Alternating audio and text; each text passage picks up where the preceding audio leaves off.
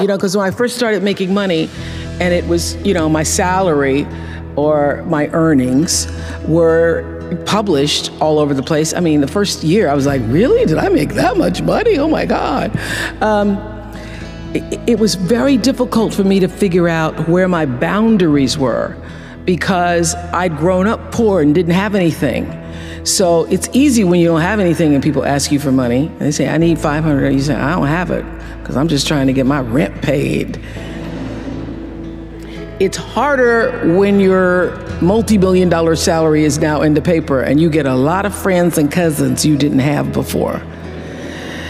So how do you set boundaries for yourself? I was having trouble setting boundaries for myself for even strangers. People would just show up at my door in Chicago and say, Oprah, I left my husband, please help me. And I would, because she knows I have it. So don't try that now though, okay? Don't try that now, I figured it out.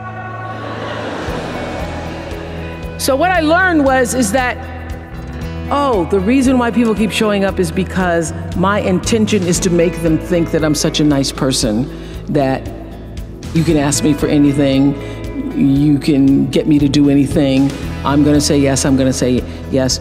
So when Stevie called me this time, I thought I'd try out my first no on Stevie. Let's start big.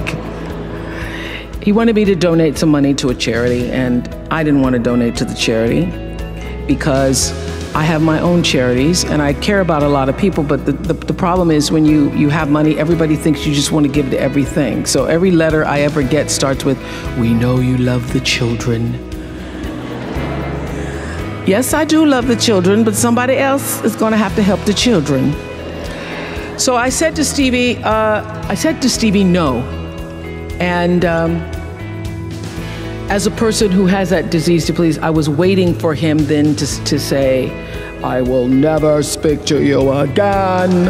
I will never call you. I will never sing a song for you. And he didn't. He just said, okay. Okay? Okay, it's okay? He said, okay, check you later. And what I learned from that is, many times you will have angst and worry about things and put yourself in a state, like someone said this morning because their phone went off, they were mortified over a phone. I said, really? You will put yourself in a state when the other person really isn't even thinking about you. So learning that I could specifically determine for myself what the boundaries were for me, what I wanted to do, give my money, give my time, give of my service to who I wanted to give it to when I did, that I get to make that decision.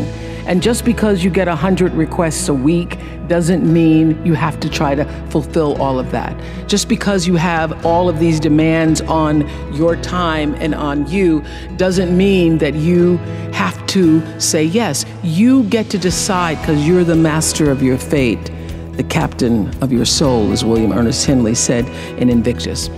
And understanding that really changed the meaning of my life in that I was no longer driven by what other people wanted me to do, but took charge of my own destiny, making choices based upon what do I feel is the next right move for me.